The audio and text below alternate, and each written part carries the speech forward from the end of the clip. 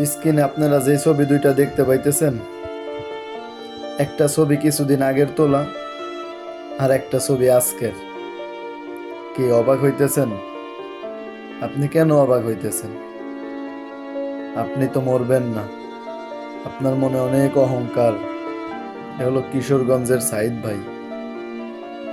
সে বিগত কয়েকদিন যাবৎ ক্যান্সারে আক্রান্ত ছিল এবং তার চিকিৎসার জন্য মানুষ প্রায় 35 লক্ষ টাকার মতন দান করেছে।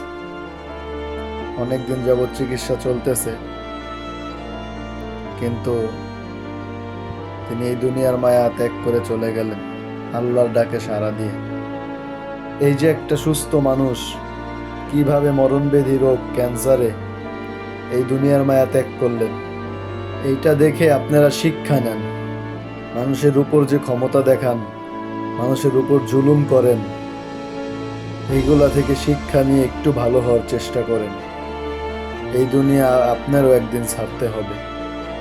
এই দুনিয়ায় সারা জীবন থাকতে পারবেন না, আপনাকেও একদিন মরতে হবে।